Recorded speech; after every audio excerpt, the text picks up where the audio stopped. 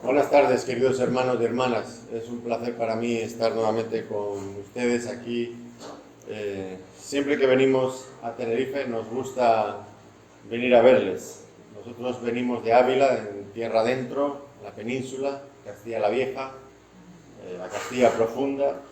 Y bueno, pues venimos de una iglesia pequeñita, así que cuando estamos en este grupo reducido nos encontramos como en casa.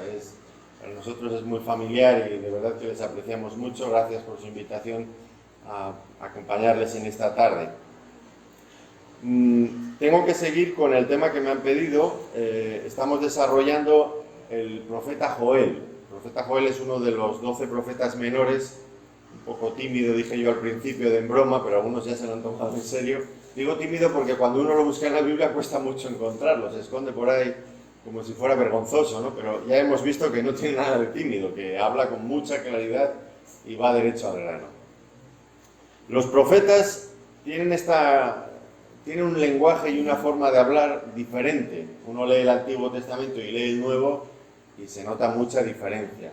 Algunos cristianos se desaniman mucho cuando se trata de ir al Antiguo Testamento, por esta misma razón, porque utilizan un lenguaje tan distinto. El pastor que yo tenía, Francisco Utrilla, del que seguro que si he estado aquí ya les habría hablado de él en algún momento, porque a mí me dejó bastante huella.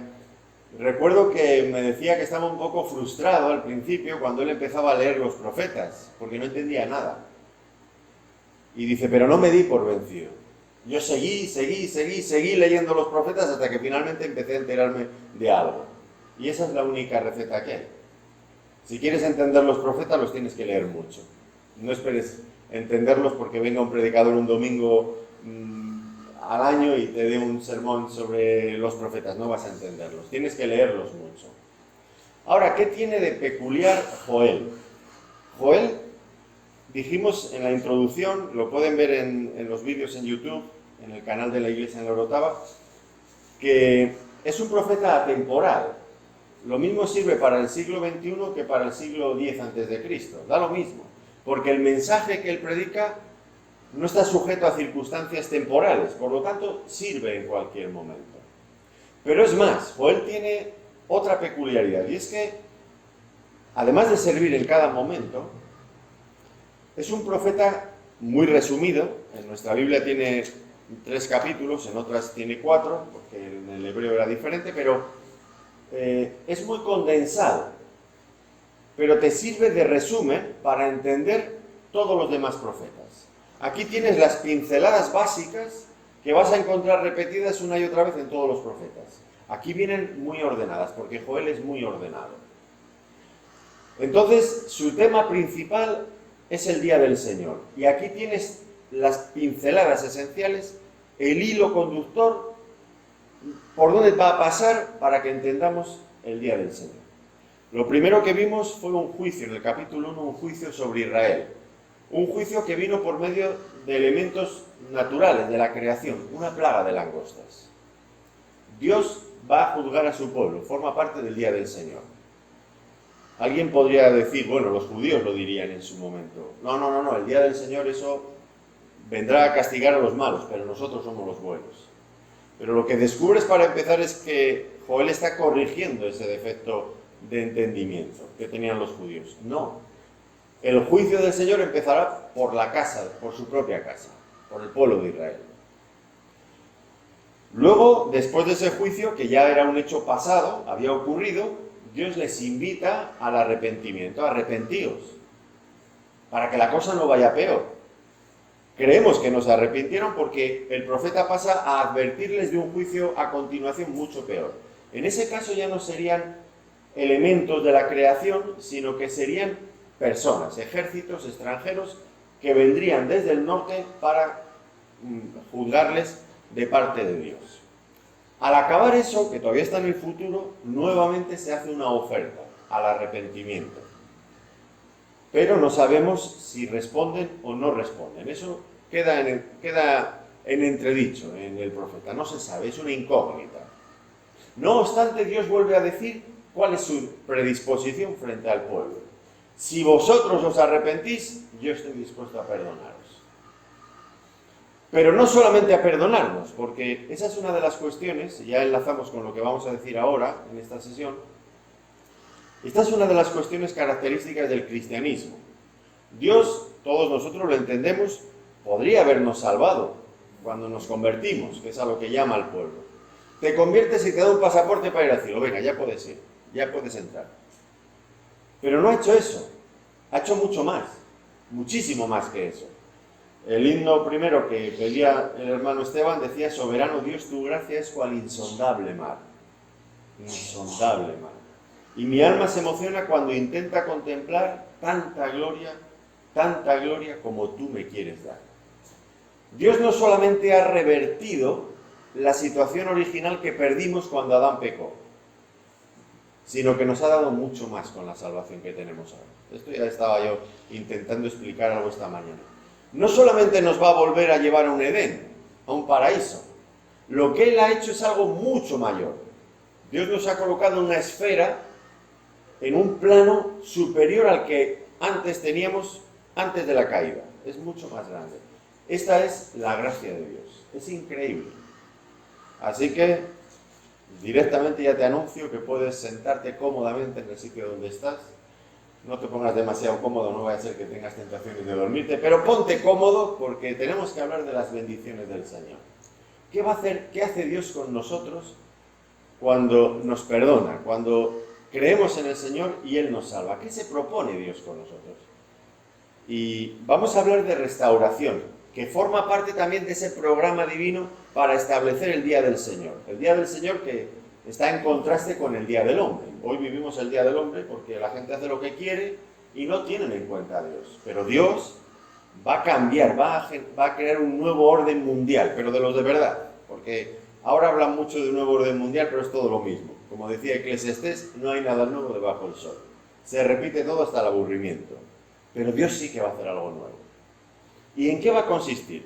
Nos quedamos esta mañana en el capítulo 2 de Joel, versículo 18. Algunos han dicho que a partir de aquí, de este versículo 18, hay un cambio en el libro. Hasta ahora ha estado hablando de juicios y que se tienen que arrepentir. Pero ahora va a hablar de su disposición, de la disposición de Dios. ¿Qué va a hacer Dios con su pueblo cuando ellos se arrepientan? Y a partir de este momento mira hacia el futuro. No sabemos si Israel se ha arrepentido, probablemente no, todavía. Pero Dios ya explica lo que quiere hacer, lo que lleva en su corazón. Y es algo grande, porque Dios es muy bueno, muy generoso.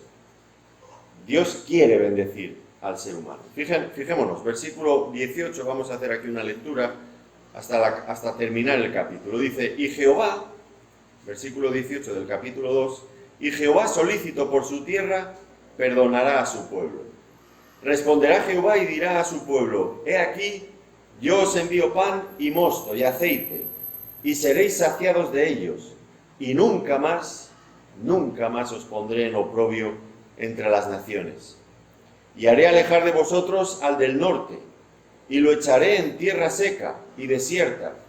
Su faz será hacia el mar oriental, y su fin al mar occidental, y exhalará su hedor, y subirá su pudrición, porque hizo grandes cosas. Tierra, no temas, alégrate y gózate, porque Jehová hará grandes cosas. Animales del campo, no temáis, porque los pastos del desierto reverdecerán, porque los árboles llevarán su fruto, la higuera y la vid darán sus frutos. Vosotros también, hijos de Sión, alegraos y gozaos en Jehová vuestro Dios, porque os ha dado la primera lluvia a su tiempo, y hará descender sobre vosotros lluvia temprana y tardía como al principio. Las eras se llenarán de trigo, y los lagares rebosarán de vino y aceite, y os restituiré los años que comió la oruga, el saltón, el revoltón y la langosta, mi gran ejército que envié contra vosotros. Comeréis hasta saciaros y alabaréis el nombre de Jehová vuestro Dios, el cual hizo maravillas con vosotros, y nunca jamás será mi pueblo avergonzado. Y conoceréis que en medio de Israel estoy yo, y que yo soy Jehová vuestro Dios, y no hay otro, y mi pueblo nunca jamás será avergonzado. Y después de esto, Derramaré mi espíritu sobre toda carne y profetizarán vuestros hijos y vuestras hijas. Vuestros ancianos soñarán sueños y vuestros jóvenes verán visiones. También sobre los siervos y sobre las siervas derramaré mi espíritu en aquellos días. Y daré prodigios en el cielo y en la tierra, sangre y fuego y columnas de humo. El sol se convertirá en tinieblas y la luna en sangre, antes que venga el día grande y espantoso de Jehová. Y todo aquel que invocar el nombre de Jehová será salvo, porque en el monte de Sión y en Jerusalén habrá salvación, como ha dicho Jehová, y entre el remanente al cual él habrá llamado. Dejamos aquí nuestra lectura. A grosso modo, antes de que nos introduzcamos en los detalles, ¿de qué trata esta porción que hemos hablado ahora? Bueno, Dios les ha invitado en los versículos anteriores, era lo que considerábamos esta mañana, si vosotros os convertís de verdad, de corazón, Dios va a restauraros. Y ahora habla de en qué consiste esa restauración. Esa restauración revierte los juicios que ya habían pasado y los que iban a pasar por su desobediencia. Primero empieza con la propia creación. La creación va a cambiar, va a renovarse. Pero va a ir mucho más allá de lo que tenían al principio. No solamente será que la tierra volverá a dar su fruto, las plantas, los animales volverán a tener pastos, es de lo que habla. Pero pensamos que hay mucho más detrás de esto, porque Dios lo que se propone es hacer algo totalmente nuevo. Ya luego lo vamos a hablar. Isaías nos habla de cielos nuevos y tierra nueva, algo completamente nuevo, mucho mejor que lo que había antes. Además, otra de las cosas que Israel necesitaba y que había sufrido sería la persecución, los enemigos, las invasiones. No tenían paz, no tenían seguridad. Por eso se repite varias veces, no temerás, no temas. Dios va a cuidar de ti, no te vas a avergonzar más. Es decir, seguridad y prosperidad, que es el sueño de la humanidad. Seguridad y prosperidad. ¿Cómo se consigue? Porque Dios mismo vendrá a proteger a su pueblo. Pero si esto no fuera suficiente, luego pasa a otras bendiciones de carácter espiritual, que llevan mucho más allá de lo que nunca ellos habían disfrutado. ¿En qué consisten esas bendiciones espirituales? Pues lo hemos leído también al final. Dios derramará su Espíritu Santo sobre todo aquello que cree en el Señor. Y el Espíritu Santo, que nunca había sido dado de esa manera, generará en ellos ese gozo, esa alegría, pero aún más, les permitirá una comunión rica, íntima, nunca antes conocida con el Señor. Así que fijémonos bien a lo que está dispuesto Dios. Dios es generoso, quiere bendecir. Hay un requisito, y el requisito no lo podemos obviar. El requisito es que las personas se arrepientan de sus pecados y coloquen su fe en Cristo, en Dios. No hay otra opción, no esperes bendición de otro modo. Tal vez en algunas iglesias te pueden prometer bendiciones materiales a cambio de una ofrenda. Mentira. Dios no funciona así. Porque Dios no necesita ofrendas para empezar. Dios tiene todo el oro y todo el dinero del mundo. La creación entera es suya. No te va a dar bendiciones por ofrendas. Eso es un invento de algunos negociantes del Evangelio. Pero la verdad es que la palabra de Dios nos dice que para disfrutar de la bendición de Dios es imprescindible el arrepentimiento y la fe. Así que ya habiendo visto el panorama que tenemos por delante, vamos a ir al detalle de lo que nos dice este texto. Hemos empezado en el versículo 18. Jehová solícito por su tierra perdonará a su pueblo. Dios tiene el deseo de perdonar. ¿Por qué no todas las personas son perdonadas? Pues no porque Dios no quiera, sino porque las personas no quieren. El Señor Jesucristo en una ocasión se lamentó, ustedes lo recuerdan, y se lamentó profundamente. Él dijo: Jerusalén, Jerusalén, que matas a los profetas y apedreas a todos los que yo te envío. Dice: ¿cuántas veces quise juntaros como la gallina junta sus polluelos y no quisisteis? Yo quise, pero vosotros no quisisteis. Y Dios es soberano. Dios tiene la última palabra, indudablemente.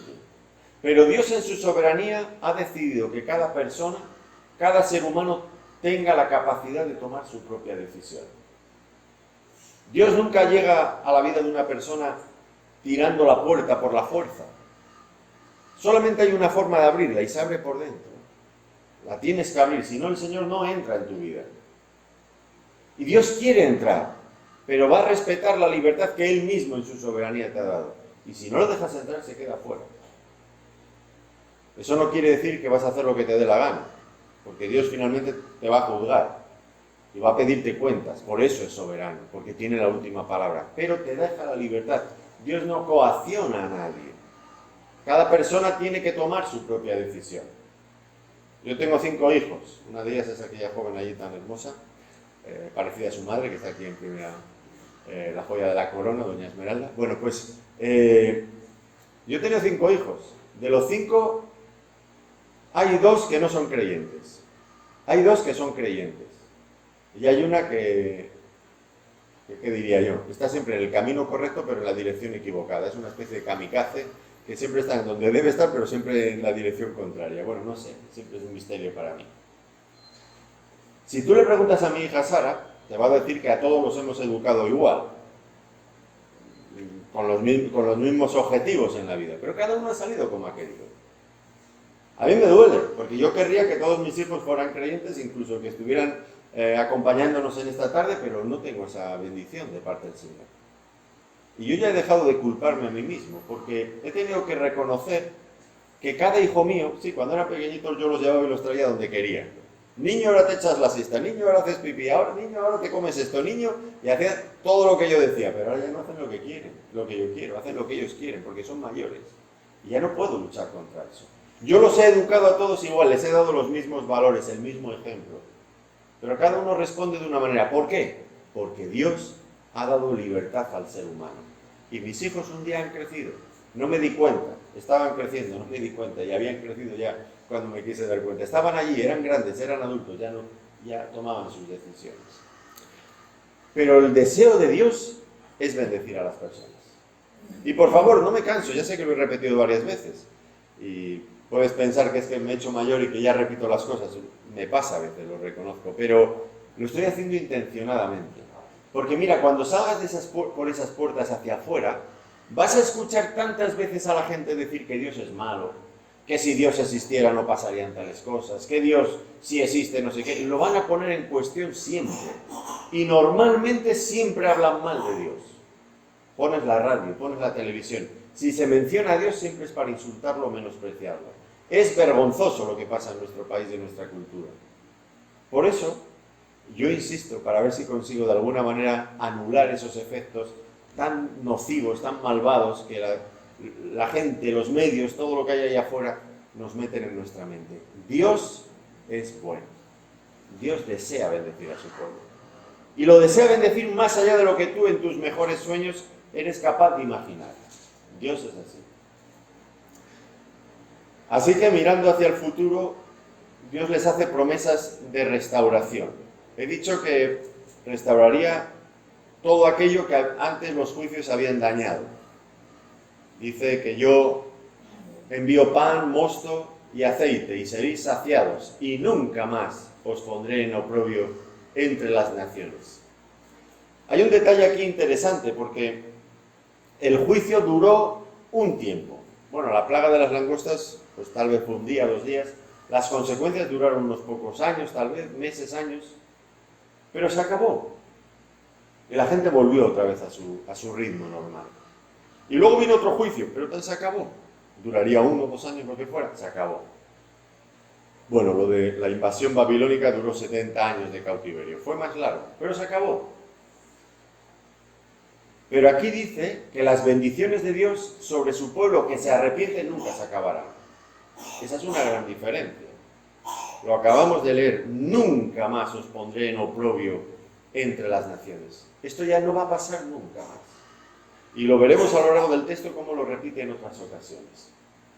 Es decir, los juicios de Dios para aquellos que creen en Él tienen una duración limitada. Las bendiciones de Dios para aquellos que creen en Él tienen una duración ilimitada. abarcan para siempre. Ese es el propósito, el deseo de Dios, y Él lo va a hacer.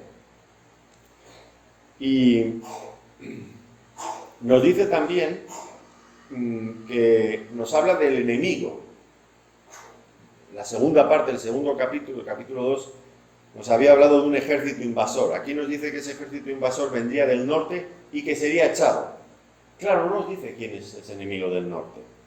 No nos lo dice Joel, pero si lees el resto de los profetas vas a tenerlo claro. Del norte siempre venían los malos. Eran los enemigos tradicionales de Israel. Bueno, podían venir del norte o del sur, pero bueno, lo del sur...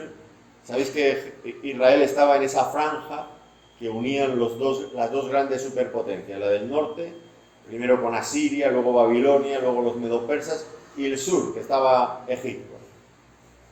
Y cuando unos se peleaban con los otros, siempre pasaban por Israel. Así que Israel siempre era el granero donde iban a alimentarse, los conquistaban de paso para llevarse sus recursos. Lo tenían mal, lo tenían difícil. Pero mientras que Egipto había sido en el pasado un lugar de esclavitud para Israel, habían sido liberados. Y a partir de ese momento ya no fue un enemigo tan presente como lo del norte. El norte es eso, es Asiria, es Babilonia, donde estuvieron exiliados. Cuando habla el profeta Ezequiel, Gog y Magog, y Apocalipsis también, son los del norte, son de donde viene el enemigo contra Israel. Y dice Dios, los voy a echar al mar, como haría con una plaga de langostas, al mar, y olerá su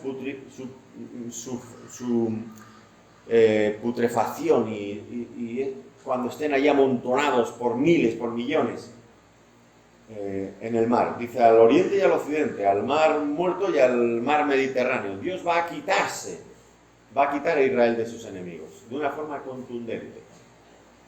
En eso estaría la esperanza de los israelitas. Otra no les quedaba, no tendrían las fuerzas para hacer eso. Y dice que la razón por la que los echaría, dice el versículo 20 al final, porque hizo grandes cosas. ¿A qué se refiere esto? Los enemigos de Israel hicieron grandes cosas. Entiendo que lo dice desde una perspectiva negativa. Podríamos pensar, ¿recordáis vosotros cuando invadieron Senaquerib, el rey asirio invadió Israel y Judá también? Y aquel hombre, ¿recordáis las cosas, cómo hablaba cuando se acercó a los muros de Jerusalén? La altivez. Yo he hecho tales cosas, yo llegué a tal sitio y lo destruí, yo llegué a tal otro y sus dioses para mí no eran nada y los destruí. Yo, y era un yo girando sobre sí mismo, para arriba y para abajo. Yo he hecho, y vosotros, Ezequías os está engañando. No hay Dios aquí que os pueda salvar de mí. Aquel hombre no tendría abuela, pero tenía una autoestima subida para arriba del todo, ¿eh? ¿Qué tipo? Hizo grandes cosas, alardeaban de grandes cosas. Y sí que habían realizado diferentes campañas militares muy exitosas. Incluso no este Senaquerib, que Dios le dijo por medio del profeta Isaías, no entrará aquí y se irá a su casa avergonzado. Y allí efectivamente ocurrió y se volvió, lo mataron sus hijos. Y ese día además el ángel del Señor salió y mató a 185.000 del ejército asirio. Un solo ángel, 185.000. Si saca 12 legiones de ángeles no sé qué pasaría, ¿no? Pero ya te haces una idea. Una derrota total. Y Nabucodonosor, tan vanaglorioso, tan vanagloriándose en sus propias hazañas del mismo tipo. Y Dios lo hizo comer hierba con los burros durante 7 años. Pero a lo que voy, ellos se sentían grandes. Y algunos de ellos, los babilonios, consiguieron, y los asirios invadieron la parte norte del país de Israel. Babilonia finalmente conquistó la parte sur, Judá. Dios tenía un proyecto de juicio para Israel y estaba utilizando esos ejércitos extranjeros para juzgar a su pueblo. ¿Qué pasó? Que ellos fueron mucho más allá de lo que Dios les había mandado. Los asirios, dice, cuando yo tenía este pensamiento, dice Dios, ellos fueron mucho más allá, hicieron grandes cosas, pero ya digo, desde una perspectiva negativa. no tenían en cuenta a Dios, eran orgullosos, altivos, y por eso Dios los destruye. No hay nadie orgulloso, por muy orgulloso que sea, que se crea algo que pueda con el Dios del cielo. Ni un superemperador como Nabucodonosor en Babilonia, un reino que ha dejado huella en la historia, como algo de un poder inigualable casi, pues ni siquiera él puede con el Dios del cielo. Ahora, aquí tenemos un elemento que ya empieza a notarse en esta última parte del capítulo 2, un elemento escatológico. Por escatológico me refiero a los eventos del porvenir, a cosas que van a ocurrir en la etapa final del plan de Dios para este mundo, escatológico. Porque no tenemos constancia de que finalmente los babilonios, por ejemplo, o los asirios que invadieron Israel de distintos modos, como antes he mencionado, pues finalmente fueron echados al mar a un lado o al otro y allí se pudrieran sus ejércitos. Hay que ir más allá, hacia el futuro, escatológico, hacia los últimos días. Y es algo que queda todavía pendiente, pero que Dios no acaba todo lo que empieza. Si Dios ha dicho que lo va a hacer, lo va a hacer. Pero hay que pensar ya que aquí nos está hablando de eventos que van a traspasar el tiempo del que está hablando el profeta en este momento. Tienes que esperarlos más allá. Y ahí si lees Apocalipsis o lees algunos profetas como Ezequiel, otros que ya te hablan de esos tiempos finales, vas a ver que hay grandes ejércitos destruidos por completo y sus cuerpos quedan tirados por el suelo y se pasan meses recogiendo cuerpos y armamento, ¿verdad? Dios va a cumplir su promesa, por supuesto, pero es algo más allá en el tiempo. Tenemos que verlo así. Luego veremos otros elementos más que son de carácter escatológico, más hacia el final. Luego, a partir del versículo 21 al 23, nos habla de la restauración de la alegría. Tierra, no temas, alégrate y gózate, porque Jehová hará grandes cosas. Animales del campo, no temáis, porque los pastos del desierto reverdecerán, porque los árboles llevarán su fruto, la higuera y la vid darán sus frutos. Vosotros también, hijos de Sión, alegraos y gozaos en Jehová, vuestro Dios, porque os ha dado la primera lluvia a su tiempo y hará descender sobre vosotros lluvia temprana y tardía como al principio. Alégrate, gózate, no temas, no temas. Esto se repite varias veces. Si tenéis interés en hacer un estudio bonito, hermoso sobre este tema, ir a Isaías y estudiar allí las variadas referencias que Isaías hace a esto. No temáis, pueblo mío, yo os voy a consolar, no temáis. Es como la mamá que se encuentra con su bebé que está por la noche en su cama llorando y el niño tiene miedo, está asustado, se ha puesto a llorar. La mamá viene desde la otra habitación, digo la mamá porque tienen un séptimo o un octavo sentido y escuchan las cosas de una forma que los hombres no sé por qué no acabamos de escuchar bien, pero y llega la mamá, mi niño, no llores, y se pone a su lado en la cama y le acaricia, y el niño en el momento que siente el tacto de la madre ya se tranquiliza. Dios les dice, no temáis, alegraos, porque yo estoy con vosotros. Fijémonos bien cuál es el motivo de la alegría. Lo hemos leído al final del versículo 20, en el versículo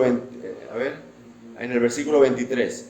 Vosotros también, hijos míos, alegraos y gozaos en Jehová, vuestro Dios. ¿Por qué subrayo esto? En este momento ya les ha dicho que Dios les iba a restaurar el producto del campo, les iba a dar seguridad, y uno fácilmente se puede alegrar en las bendiciones de Dios, y es legítimo. ¿Quién puede decir lo contrario? ¿Es legítimo o no es legítimo alegrarse en las bendiciones de Dios? Claro que sí. ¿Cuál es entonces el peligro? El peligro es que yo me puedo alegrar en las bendiciones de Dios y olvidarme al Dios que me da las bendiciones. ¿Es posible esto? Yo creo que sí. Tan posible es que si lees Deuteronomio te encuentras con la advertencia ya de Moisés. Dice, entraréis a una tierra, la tierra prometida, tierra que fluye leche y miel, y cuando entréis allí entraréis a mesa puesta. ¿Qué quería decir? Bueno, no lo dice así literalmente, ya esto es una paráfrasis, perdonad. A mesa puesta, ¿qué quiere decir? Vais a encontraros higueras, olivos, que no habéis plantado vosotros. ¿Sabes lo que tarda un olivo en dar aceitunas? ¿Sabes lo que tarda una higuera en producir fruto en condiciones? Y os las vais a encontrar allí ya, listas para tomar del árbol. Llegaréis allí y os encontraréis casas construidas y llegaréis a morar en ellas. No tendréis que hacer nada, estará ya todo hecho. Yo os voy a bendecir. Dice, cuidado, les dice entonces, cuidado que cuando empecéis a disfrutar todas esas bendiciones, venían del desierto, del calor, ese sofocante y todas las dificultades que tiene el desierto, ¿no? Que nunca acabas de barrer la casa, siempre tienes... yo me imagino siempre a mi mujer, si hubiéramos estado de peregrinos con Moisés, todo el día con la escoba, porque no puede soportarlo. Es que se ha vuelto a meter la tierra dentro de la cabaña y empezar a sacar tierra, ¿no? Ya sabes cómo es el desierto. Y ahora llegas a la casa, a mesa puesta, todo bien, todo listo. Te puedes olvidar del Señor. Es fácil tener bendiciones y olvidarse del Señor. Y eso es un tipo de mundanalidad. Fíjate bien lo que estoy diciendo. Es un tipo de mundanalidad. Gozarse de las bendiciones y no alegrarse en el Señor. Un tipo de mundanalidad. Fíjate, por ejemplo, Judas. Recordamos el caso de Judas. Judas, el Señor lo invita en la última noche a celebrar la Pascua con él. Judas ya está tramando en su mente que va a entregar a Jesús. Ya lo tiene en su corazón. Ya se ha puesto de acuerdo con los principales sacerdotes para hacer eso. Pero el Señor le invita, generosamente le invita. Y él lo sabe que le va a entregar. Y el Señor dice, uno de vosotros me va a entregar esta noche. ¿Quién es, Señor? Y el Señor le dice a Juan, que lo tenía recostado en su pecho, no porque estaban sentados así y se estaba quedando dormido, no, porque ya sabes que ellos comían recostados allí, medio tumbados, así era muy fácil dejarse caer un poco y hablar con él. Y le dice el Señor, al que yo le diera el pan mojado, ese es. El pan mojado al acabar la cena de la Pascua era un pan muy significativo, era un bocado de pan especial que tú untabas en la salsa de la bandeja que estaba ahí donde había estado el cordero y se lo dabas a una persona a la que tú querías honrar en ese momento. Y el Señor se lo da a Judas. ¿Y sabes lo que hace Judas? Judas se toma el pan y se lo come. Por un lado el Señor quería ganar a Judas y lo honra y le está mirando, porque yo me imagino que cuando le da el trozo de pan le mira a los ojos y le está diciendo, mira, yo sé lo que tú vas a hacer, pero si te arrepientes aún en este momento yo estoy dispuesto a recibirte. Eso es lo que el Señor le está diciendo. Pero lo que Judas está pensando es, a mí me da lo mismo, yo voy a seguir recibiendo tus bendiciones, pero a ti no te quiero. Y tomaba el bocado de pan especial y se lo comía, pero no quería al Señor. ¿Eso es mundanalidad o no? Ahora que lo vemos en Judas igual está un poco más clara, ¿no? Pero no somos nosotros iguales cuando tomamos de la mano del Señor sus bendiciones y no le damos gracias a Dios. La última vez que estuve aquí, en Tenerife, hablaba con un joven y le digo, venga, vamos a la iglesia, era un domingo por la mañana, vamos a la iglesia. Él antes iba a la iglesia. Vamos a la iglesia a darle gracias a Dios por las cosas que Él nos da. Y me dice, sí, mírame cómo estoy, que no sé qué lesión tenía o algo le pasaba, ¿no? Dice, yo voy a ir a darle gracias a Dios, mira cómo estoy. Y le dije, ¿y cuando no tenías eso, cuando estabas sano, ibas a darle gracias a Dios? Y dice, pues no. Digo, pues igual esto viene de aquello. Tenemos que ir a dar gracias a Dios, pero no damos gracias a Dios muchas veces. Cuando nos va bien no nos acordamos de Él, y cuando nos va mal nos quejamos de Él. ¿Cómo se entiende esto? ¿Quién entiende al ser humano? No hay quien lo entienda. Y tenemos que dar gracias a Dios y alegrarnos en el Señor, porque todo lo demás te puede faltar. Aquí hay personas ya mayores, y si me acerco a ustedes y les pregunto, ¿qué tal está usted? Pues es probable que me diga todo lo que le ha contado el médico en las últimas visitas que ha hecho, y lo normal es que si ya tienes cierta edad, tienes una retahíla de cosas. Dicen que si a los 40 no te duele nada es que estás muerto, no te cuento a los 80 todo lo que te duele, ¿no? Pues es lógico. ¿Y dejamos de ir a darle gracias a Dios? No. ¿Por qué? Porque Él es el que nos da la vida, el que nos da esperanza, el que nos lo da todo, el que nos da la esperanza de que un día todo eso va a desaparecer. Lo que quiero decir es que te tienes que alegrar en el Señor porque las demás cosas te van a faltar un día. Te va a faltar la salud, te va a faltar la juventud, te van a faltar, quizás te falte el sueldo porque te quedes sin trabajo. Pero lo que nunca te puede faltar es el Señor. Si te alegras en el Señor, siempre tendrás el gozo del Señor. Pero si estás pensando en las bendiciones que Dios te da un día, te las puede quitar, por A, por B o por C, porque quiera enseñarte ciertas cosas, porque quiere instruirte, porque quiera probarte, por lo que sea, porque tiene todo el derecho. Y en ese caso, ¿qué? Ha desaparecido tu felicidad y tu alegría. Por eso alégrate en algo que es inamovible, en el Señor. No hay otra forma. No te dejes engañar, porque un día tengas más y digas, ya no necesito al Señor. Mentira, lo acabarás necesitando. El Señor. Y en estos pasajes el Señor nos ayuda a alegrarnos en Él. Y es verdad, estoy diciendo que algunas de estas cosas son para el futuro, escatológico, el más allá. Y dices, bueno, pues si está tan lejos, ¿qué hago yo? Sí, bueno, cuando llegue vete a saber cómo estaré, si es que llego. Pero es que no es esa la cuestión. ¿Tú eres un hombre o una mujer de fe? ¿O no lo eres? Si eres un hombre o una mujer de fe, ¿qué produce la fe en la persona? La fe te permite empezar a disfrutar ya en el presente lo que todavía es futuro. Lo dice Hebreos 11, ¿no es así? La fe hace real las cosas que todavía no han llegado. Reales en nuestro corazón, en nuestra mente, en nuestra vivencia. Porque empezamos ya a disfrutar de eso. Yo puedo estar aquí, pero puedo estar al mismo tiempo con el Señor disfrutando ya en el cielo de ciertas cosas y gozándome con Él. Porque la fe me permite vislumbrar y anticipar ese gozo. Esto es lo que nos enseña la Biblia. Y eso es lo que la fe produce, que no produce ninguna otra cosa. Y no es imaginación, porque es real. Por supuesto que es real. Así que gocémonos en el Señor, dice. Y ya podremos empezar a disfrutar de todas estas cosas que Él tiene preparadas para nosotros. Y luego hay incluye a la creación. En los estudios anteriores yo he estado explicando cómo el pecado del hombre es el mayor problema que el medio ambiente, que la ecología tiene. Porque la creación sufre por causa del pecado humano, desde el principio, desde los días de Adán. La tierra fue maldita por causa del pecado. Pero ahora la cosa se invierte.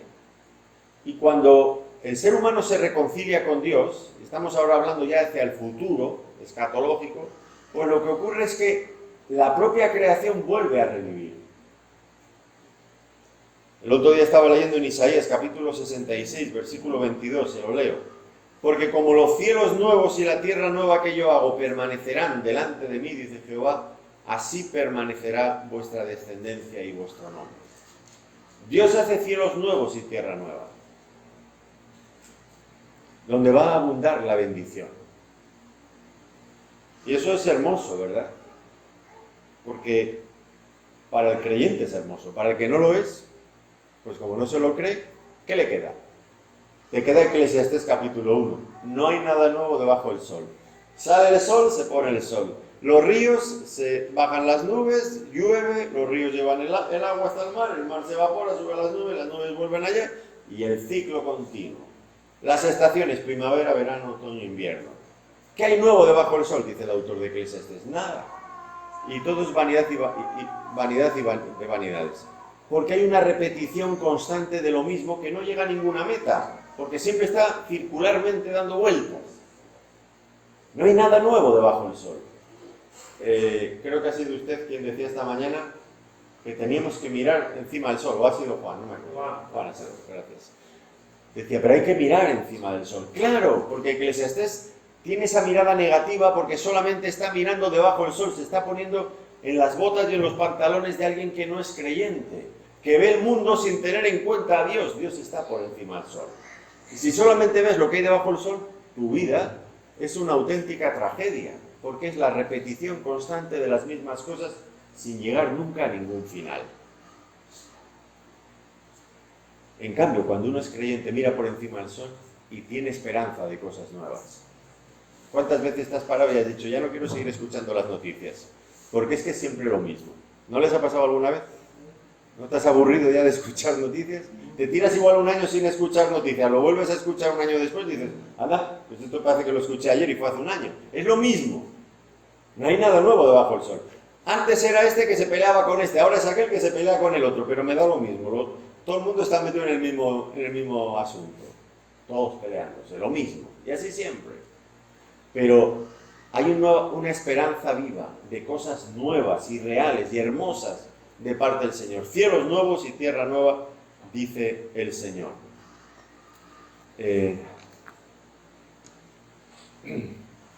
Así que tenemos razones para alegrarnos. Luego dice, ya os he dado la lluvia primera a su tiempo, y os daré también la lluvia tardía. Recordáis que Israel era un país que no era como Egipto. En Egipto, el río Nilo, con todos los sedimentos que llevaba, bueno, ellos abrían las compuertas, se regaban sus huertecitos o sus megahuertos, y aquello florecía, que era una maravilla. Pero Israel no, Israel tenía que esperar la lluvia del cielo. Tenían que vivir por fe. Y dice, yo os daré la lluvia temprana y la lluvia tardía, cuando estaban en cada época lo que convenía, para que la cosecha fuera finalmente fructífera. Dios iba a hacer todo eso. Gozaos, por lo tanto, en Jehová vuestro Dios. Aunque falte todo lo demás, como decía Habacuc, ¿verdad? Aunque la higuera no florezca, ni en las vides haya fruto, aunque falte el producto del olivo y los labrados no den mantenimiento, y las ovejas sean quitadas de la majada, y no haya vacas en los corrales, con todo, yo me alegraré en Jehová y me gozaré en el Dios de mi salvación. Puede faltar todo. Esdras, amigo, hablemos de hombre a hombre. Tranquilízate, que estoy predicando. Y si no, no escucho mis pensamientos. Bueno, pues esta cosa es mi hijo, tranquilos, que no lo voy a dejar traumatizado, seguro que no. Y algunos dicen, oye, usted deja traumatizados a los niños. Aquí no pasa nada. Tranquilo, Esdras. Pues es el remedio de la enfermedad.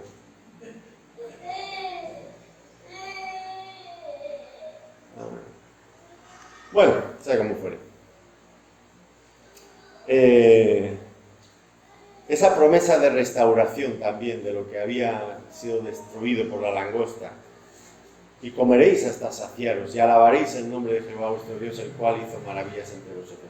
Bueno, quiero ir un poco más adelante, porque, bueno, todos esos versículos de alguna forma giran sobre este mismo pensamiento. Pero cuando llegamos al versículo 28, hay una bendición de otro tipo, que es el derramamiento del Espíritu Santo.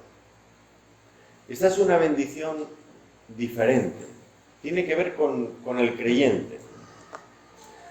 La idea que tiene es, de la misma forma que Dios hace que el campo, que la creación vuelva a resurgir con esa vitalidad incontenible, algo increíble. Dice, de la misma forma que la creación vuelve a manifestar su belleza, su vitalidad, dice, del mismo modo yo haré enviar mi espíritu, dice Dios, sobre toda carne, sobre todos los creyentes, para que resurjan también de esa manera. Y ahora nos habla del Espíritu Santo, uno de los pasajes más conocidos de Joel, sin duda, porque lo popularizó, vamos a decirlo así, el apóstol Pedro en el sermón de Pentecostés, cuando estaba predicando después de la muerte del Señor Jesucristo y su resurrección. Por favor, notemos bien este detalle. Después de la muerte y resurrección del Señor Jesucristo, vino el Espíritu Santo, y Pedro hizo alusión a este pasaje como el momento en que se había empezado a cumplir. Y era una bendición interna para las personas, extraordinaria. Una bendición no temporal, como he dicho antes, los juicios duraban un tiempo, las bendiciones duran para toda la vida. Y esa bendición espiritual, el Espíritu Santo sobre nosotros, permite una comunión íntima con el Señor que nunca antes habían podido tener. Ahora tenemos el Espíritu Santo cada uno de nosotros, que somos creyentes. Yo no sé si valoramos este hecho adecuadamente. Hay algunas denominaciones evangélicas que hablan del Espíritu Santo por arriba, por abajo y por todos lados. Y parece que tienen el patrimonio del Espíritu Santo. Y nosotros a veces nos quedamos un poco arrinconados y casi no nos atrevemos a hablar del Espíritu Santo. Pero el Espíritu Santo es también para nosotros. Y nosotros creemos en el Espíritu Santo. Y creemos que el Espíritu Santo está dentro de nuestro corazón. Y creemos que el Espíritu Santo hace una obra increíble en nosotros. Y si no la notas, tienes un problema, querido hermano, querida hermana. Eso es porque habrás apagado el Espíritu Santo o lo tienes contristado. Pero hay que vivir en la plenitud del Espíritu Santo y disfrutar del Espíritu Santo. ¿Y entonces qué pasa? Pues pasan muchas cosas y todas buenas. Por ejemplo, el Espíritu Santo cuando viene a nuestras vidas lo primero que hace es regenerarnos. Nosotros querríamos cambiar, querríamos ser unas criaturas diferentes, personas diferentes, no tener esos defectos que todo el mundo ve en nosotros y que tanto nos fastidian y nos molestan. Pero no podemos. Eso es lo que hace el Espíritu Santo. Y si le dejamos, nos va a transformar cada vez más. El Espíritu Santo es el que nos convence del amor de Dios, dice Pablo cuando escribe a los romanos. Sabemos que Dios nos ama, porque su Espíritu Santo ha sido derramado en nuestros corazones. Es la señal de que nuestra fe no está colocada en un sitio equivocado, porque dijo el Señor, yo os enviaré el Espíritu Santo una vez que haya muerto y resucitado y ascendido al cielo. Si Cristo no hubiera ascendido al cielo, yo no tendría el Espíritu Santo, y tú tampoco. Por lo tanto, eso nos garantiza la verdad de lo que hemos creído y la seguridad eterna de nuestra fe y de nuestra confianza. El Espíritu Santo nos permite la comunión con el Señor también y participar de su obra, de sus proyectos. Por nosotros mismos no podríamos, pero el Espíritu Santo nos capacita. Aquí vemos que les dice que derramaré de mi Espíritu sobre toda carne. Esto era algo sensacional en aquel momento. ¿Por qué? Pues porque en aquel tiempo, en el Antiguo Testamento, ¿quién recibía el Espíritu Santo? Bueno, solamente personas especiales para llevar a cabo misiones especiales. Y una vez cumplida la misión, el Espíritu Santo te abandonaba. Por ejemplo, David tiene miedo de que el Señor retire de él su Espíritu Santo, como lo había retirado del rey Saúl por causa de un pecado. David había pecado y tiene miedo de que el Señor le retire el Espíritu Santo. Algunos establecen a partir de ahí su teología en el Nuevo Testamento y dicen, no, se puede perder el Espíritu Santo. No, el creyente no pierde el Espíritu Santo en el Nuevo Testamento. Pero en el Antiguo Testamento sí, porque lo recibían de manera especial para misiones especiales. Pero nosotros no. Y ahora dice, lo reciben todas las personas, no el gran rey David, no aquel juez espectacular, no aquel que iba a construir el tabernáculo, lo recibimos tú y yo, sin hacer diferencias de edad, ni de sexo, ni de condición social. Derramaré mi espíritu sobre toda carne, profetizarán vuestros hijos y vuestras hijas, vuestros ancianos soñarán sueños y vuestros jóvenes verán visiones, y también sobre los siervos y sobre las siervas derramaré mi espíritu en aquellos días. Nos damos cuenta, todos sin excepción, en este ámbito. Ahora he dicho que el Espíritu Santo se cumplió, la venida del Espíritu Santo se cumplió cuando el Señor Jesucristo vino. Y este es un detalle también muy importante, porque ahora Joel, en ese recorrido que nos está haciendo, mostrándonos los hitos, los puntos importantes del plan, de la hoja de ruta de Dios para establecer su reino en este mundo, nos está hablando de algo muy, muy importante, está hablándonos del Espíritu Santo. Pero como veremos, especialmente también en el próximo capítulo, va asociado con la venida del Mesías. El Espíritu Santo desciende cuando el Mesías viene. El Mesías está inmerso en todas estas cosas que están pasando, esas promesas de bendición tienen que ver con la venida del Mesías, si no es imposible. Así que, cuando dice Pedro que en los últimos días, en los postreros días, la venida del Espíritu Santo, dentro de ese proyecto general de Dios del Día del Señor, que abarca tantas etapas, en la venida del Espíritu Santo marca el comienzo de los últimos días. Estamos ya en los últimos días porque tenemos el Espíritu Santo, estamos ya en la recta final, aunque para algunos la recta final se les está haciendo ya muy larga, porque han pasado 2000 años, pero estamos en la recta final. Ya sabéis que para el Señor un día es como 1000 años y 1000 años como un día, así que ten paciencia, pero estamos ya llegando a la meta, al final de todo. En cuanto al propósito del Espíritu Santo he dicho ya varias cosas. Aquí quizás el énfasis que encontramos en Joel es enseñar la palabra. Bueno, no enseñar la palabra, dice soñarán sueños, verán visiones. que eso es el equivalente en el Antiguo Testamento a lo que sería enseñar la palabra en el Nuevo Testamento, porque las revelaciones que muchas veces en el Antiguo Testamento se recibían era por este medio, por sueños, por visiones. Nosotros en el Nuevo Testamento a eso le llamamos por recibir la palabra del Señor, comunicar la palabra del Señor. Bueno, pues el Espíritu Santo va asociado con esta idea, la palabra del Señor. El Espíritu Santo nos ayuda a entender la palabra de Dios, para que podamos tener una comunión más íntima con el Señor. Ilumina nuestras mentes. Algunas veces pensamos, ay, es que yo soy tan torpe, es que yo no tengo estudios, es que a mí me cuesta tanto entender. Bueno, si tienes el Espíritu Santo no puedes tener esa excusa, porque el Espíritu Santo soluciona eso. Oiga, pero yo soy mayor, me da lo mismo. El Espíritu Santo soluciona eso. ¿Qué dice Santiago? Si alguno tiene falta de sabiduría, pídala a Dios, el cual da a todos abundantemente y sin reproche, y le será dada por medio de su Espíritu Santo. Allí en Ávila hay una hermana que se ha convertido ahora recientemente, es una mujer dominicana, que no sabemos su edad porque es casi secreto de Estado, pero yo creo que probablemente pueda pasar ya de los 60. Una mujer que quedó huérfana a los 3 años y nunca ha tenido formación de ningún tipo. Mi mujer hace un discipulado con ella porque está para bautizarse. Esa mujer es lo más sencillo, intelectualmente hablando, que uno pueda llegar a conocer en esta vida. Pero le pone unas ganas al asunto. Mi mujer le va mandando deberes. Tienes que leerte, Paula, te tienes que leer para el próximo día tal cosa. Si yo he mandado para estos estudios, por favor, leeros el profeta Joel, bueno, allí mi compadre se lo leyó una vez. Yo dije por lo menos 2 o 3 veces. Bueno, es que la mayoría ni se lo ha leído una vez. Aquella mujer, si yo digo léetelo 2 o 3 veces, se lo leerá 7 o 8 veces. Porque le pone ganas. Y al final empieza a entender y dice, es que no me acuerdo. El otro día me decía mi mujer, estoy leyendo Ruth y es que no me acuerdo cómo se llamaba la suegra, cómo se llama la otra cuñada que tenía, no se acuerda, y lo vuelve a leer otra vez. Claro que al final será una teóloga.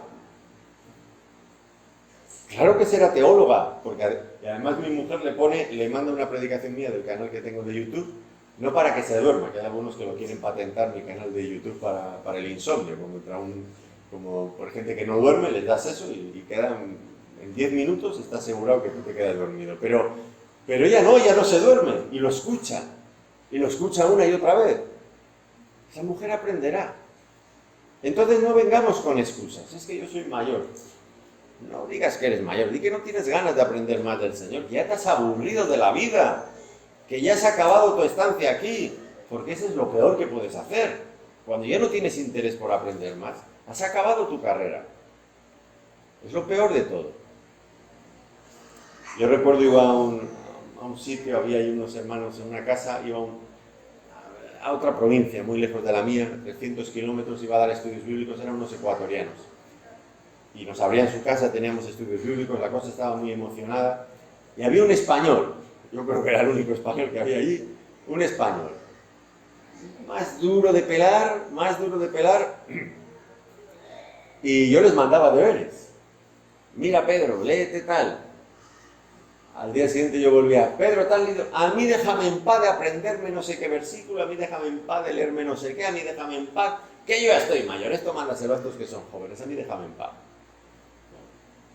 Pedro, que también tú tienes que aprender, que tienes que tomarte en serio las cosas del Señor, que tienes que avanzar, no te des por vencido, aprende, lee tu Biblia, por lo menos una vez al año, aprende, que la vida todavía no se te ha acabado. Aquel hombre se murió. Yo estaba en su entierro, no tenía que predicar afortunadamente, porque no sé lo que había dicho, pero estaba en su entierro, yo estaba mirando el ataúd y yo me le quedé mirando, digo, no sé si ya lo hemos mandado bien maduro para el cielo o todavía está por hacer. Porque aquel hombre nunca conseguí gran cosa de él. Era más resistente, pero bueno, bien resistente. Resistía al aprendizaje de la palabra de Dios. Así que puede sacar nada. Pero pensémoslo bien, teniendo el Espíritu Santo, si eres creyente tienes el Espíritu Santo. Y tienes la palabra de Dios. Y el Espíritu Santo te ha sido dado para entender la palabra de Dios y para poderla anunciar. Pues claro que puedes ir adelante. y no limitarte a ti mismo, cuando Dios no te pone esas limitaciones. No te limites, no te autolimites tú a ti mismo. El Espíritu Santo, algo extraordinario que Dios pone en nuestros corazones y que es tan diferente de lo que ellos vivían. Una gran bendición. Tenemos que disfrutar de esa bendición. Una bendición que viene de la mano de la venida del Mesías. Ahora, aquí hay una cuestión un tanto extraña, porque, y Pedro la menciona también, dice que en aquellos días daré prodigios en el cielo y en la tierra, sangre y fuego y columnas de humo, y el sol se convertirá en tinieblas y la luna en sangre, antes que venga el día grande y espantoso de Jehová. Estos elementos, que son cósmicos, no se dieron el día de Pentecostés cuando se cumplió esto, no se dieron. Claro, aquí hay varias opciones. Muchos comentaristas dicen, bueno, pues si eso se cumplió aquel día y esto no se cumplió, quiere decir que esto se cumplió de otra manera. Y entonces alegorizan y espiritualizan las cosas. Yo no creo que eso sea un método de interpretación correcto de la palabra de Dios. Más bien creo que una parte de esa profecía se cumplió ese día y otra parte todavía espera su cumplimiento en otro día. Escatológico, más hacia el final. Pero será algo grande, algo espectacular, algo que no va a poder pasar desapercibido de ninguna manera. Y eso ocurrirá antes de que venga el día grande del Señor. El día grande y espantoso de Jehová. ¿Y quién es este Jehová que ha de venir? Versículo 32. Y todo aquel que invocar el nombre de Jehová será salvo.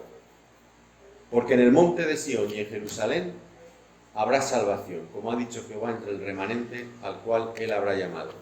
¿Os suena este versículo? Y todo aquel que invocar el nombre de Jehová será salvo. ¿Os suena? Pero suena un poco diferente, ¿verdad? Porque en el Nuevo Testamento es utilizado para referirse ¿a quién? A Jesús. Y todo aquel que crea en Él, en el Señor, en Cristo, en el contexto donde Pablo lo dice en Romanos, será salvo. Nos está hablando de la venida, tienes ahí una rana que hace cuac, cuac, cada 2 por 3. Nos está hablando de la venida del Señor Jesucristo.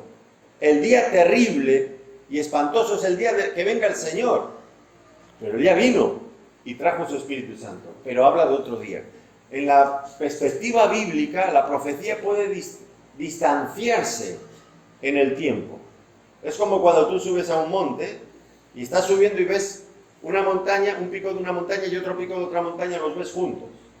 Y sigues subiendo y cuando ya llegas a la cima, te das cuenta que el pico que pensabas que estaba ahí mismo está un montón de kilómetros más allá. Pero desde la perspectiva de aquí, te parecía que estaban casi pegadas. Esto es la perspectiva profética. Nosotros vemos este pasaje y vemos la venida del Espíritu Santo asociada a la primera venida del Señor y vemos la segunda venida del Señor como si fueran juntas, pero luego cuando vas subiendo te vas viendo que están muy alejadas. ¿Y por qué estamos seguros de que es la venida del Señor? Bueno, porque lo dice aquí. Dice, porque en el monte de Sión y en Jerusalén habrá salvación. ¿De dónde viene la salvación? ¿Dónde se cumplió nuestra salvación? No fue en el monte de Getsemaní, en Sión, en Jerusalén, donde el Señor dio su vida, donde Él ha prometido que va a volver a establecer su reino. Estamos hablando aquí del Señor Jesucristo. Así lo interpretaron los autores del Nuevo Testamento y nos lo expresaron de esa manera. Así que estamos viendo el programa de Joel, ¿verdad? Vamos añadiendo cada vez elementos a ese programa. Cuando tú luego leas otros profetas, si tienes todo esto en mente, te vas a dar cuenta de que se va cumpliendo exactamente. Aunque tenemos que llegar al capítulo 3, que tiene cosas muy, muy importantes. Pero eso tendrá que ser el próximo martes, Dios mediante, en la Orotava. Aunque lo pueden ver, creo que lo grabarán en vídeo para el canal de YouTube, también podrán seguirlo por allí. Pero vamos entendiendo el proyecto de Dios. Grandes bendiciones materiales, pero sobre todo la bendición espiritual del Espíritu Santo en nuestros corazones, garantizando que nunca más volveremos a pasar por lo que pasamos. que nunca más estaremos bajo la ira de Dios, que Dios nos ha salvado y nos ha bendecido, y lo va a seguir haciendo durante toda la eternidad. ¿Por qué? Por su gracia, por su misericordia, porque Dios es bueno. Pues les agradezco muchísimo que me hayan extendido esta invitación. Siempre es un placer estar aquí con ustedes, me alegra mucho verles y les animo a que perseveren en la fe y sigan creciendo. Da lo mismo la edad que ustedes tengan, sigan creciendo hasta que el Señor les lleve, porque hay esperanza en el Señor siempre y es bueno. El Señor me los bendiga muy ricamente. Gracias.